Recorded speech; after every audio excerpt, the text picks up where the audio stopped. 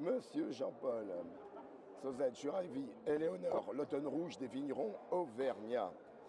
Il est des fois intéressant pour mieux se projeter peut-être dans notre présent et surtout aussi dans notre futur, peut-être d'aller chercher dans l'histoire des similitudes, des repères. Toi, tu t'es servi finalement de ce monde auvergnat. Voilà, des repères dans l'histoire. Je pars d'une famille de petits paysans Des auvergnats. vignerons. Ceux-là, c'est des vignerons. C'est pas mais anodin quand même. alors, ma saga, 4 volumes. Voilà, ça c'est le 4e. Toujours des noms de femmes.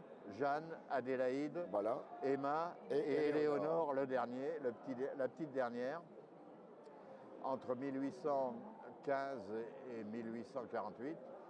C'est la fille d'un notable vigneron et son grand-père a été régicide. Tu te documentes comment? Tu fais les bibliothèques, les centres d'archives, voilà, je vais les presbytères? Et beaucoup avec Internet, parce qu'Internet, c'est un outil, aujourd'hui, ça a on a plein de beaucoup défauts, numérisé, mais c'est un outil extraordinaire. Qu'est-ce que ça... Oui. Vas-y. Qu'est-ce que ça procure justement de redonner une image à un passé? Mais d'abord, ça éclaire l'avenir. Oui, ce qu'on disait. Ça éclaire l'avenir, c'est incroyable. Et puis ça donne des bases solides. Parce que là, alors un truc énorme, là, c'est un événement qui a eu lieu.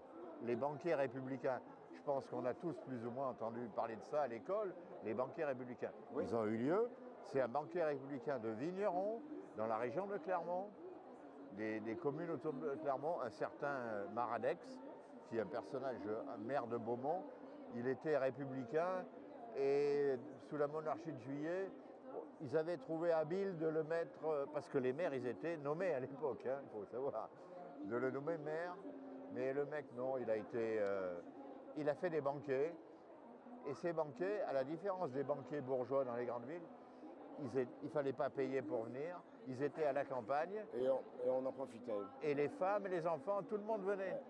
Pour autant, il y a un moment festif, c'est le banquet, mais il y a un moment de guerre, c'est les barricades. Et alors, dans ce banquet, il y avait des patriotes polonais, la Pologne n'existait pas à l'époque, des patriotes italiens, l'Italie n'existait pas à l'époque, des patriotes irlandais, l'Irlande n'existait pas à l'époque, ils étaient présents dans ce banquet du Puy Montaudoux.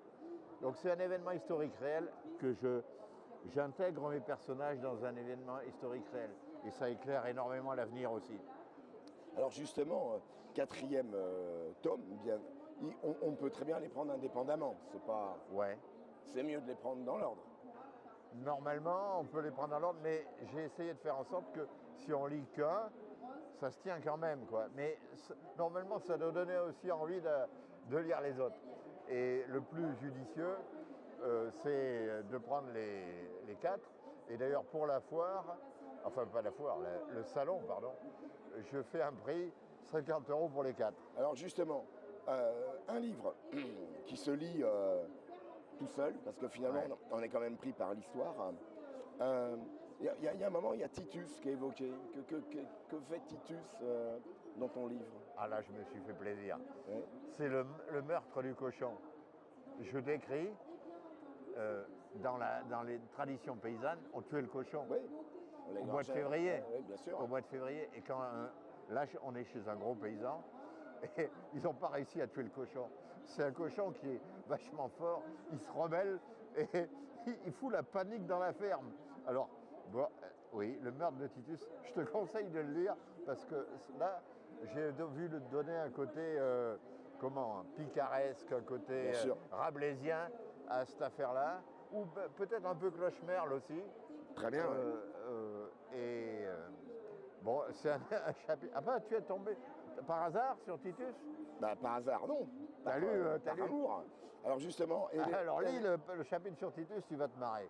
Éléonore, Monsieur Jean-Paul Sauzet, un roman, mais un roman d'histoire, un roman historique. Ouais, c'est comme ça qu'on le nomme. Celui-là, il n'est pas chiant. Les autres sont peut-être un peu trop... Non, Jean-Paul.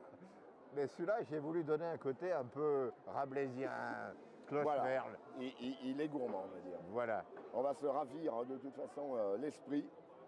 Merci Jean-Paul en tout cas. Merci à toi. Pour ce 4e tome. Merci à toi.